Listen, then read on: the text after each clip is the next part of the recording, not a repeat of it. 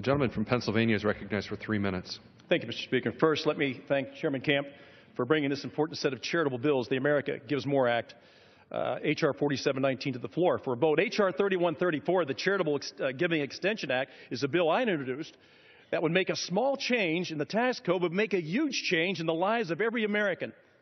This legislation would extend the yearly deadline for making giving deductions from December 31st to April 15th of the following year, so that all Americans can have an extra 3.5 months to give to charity and include those donations in next year's tax returns. No longer would Americans be forced to complete their charitable giving by New Year's Eve. But let me tell you, this is something that goes far deeper than that.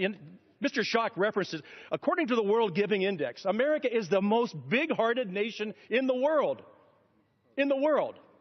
All this is an affirmation of who we are as Americans. Believe me, my friends, this charitable virtue that we have is not a Republican issue or a Democrat issue. This is who we basically are as Americans. And we look at what happens. I want you to think about any time there is any time of a crisis or tragedy in the world. Who is the first responder? America. Always America. It is just who we are. It is the very fabric of this nation and what has been given to us. We have been so blessed by God. And then the question becomes, well, I'd like to give a little bit more. But I didn't know by the end of the year that I was going to have that little bit extra to work with. And I'm talking about guys and gals that get up every morning, the alarm goes off, they throw their feet out over the bed, and they go to work, and they want to do it for one reason: put a roof over their family, put food on the table, clothes on their back, and prepare for their future. And then they say at the end of that day, I have a little bit left over. I want to be able to give that to a charitable organization.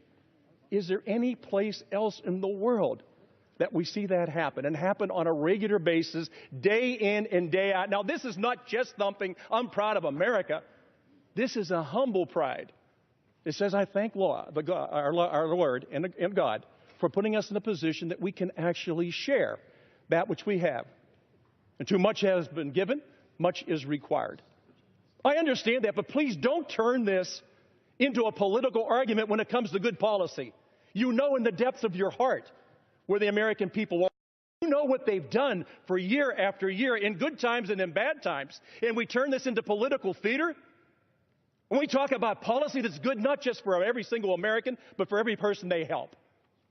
Now please, in a Florida that sometimes seems so divided and wants to pick sides on who's doing the best job, I came here for one reason, and that was to serve the people from Pennsylvania's 3rd District that sent me, both Republicans and Democrats, some that vote and some that don't vote, and to serve the needs of the American people.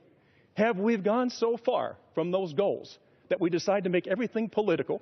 And it's not just enough to agree with every single thing that comes forward, but then we use the hypocrisy. Well, wait a minute, this is not paid for.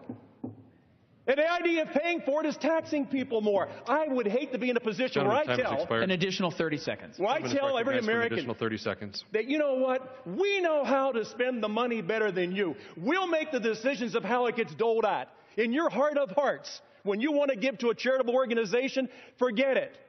We'll make that decision. Send the money to Washington because we've done such a wonderful job with it. No, my friends, that's not America. That's not who we are. That's not who we'll ever be. That's not the fabric of this great nation.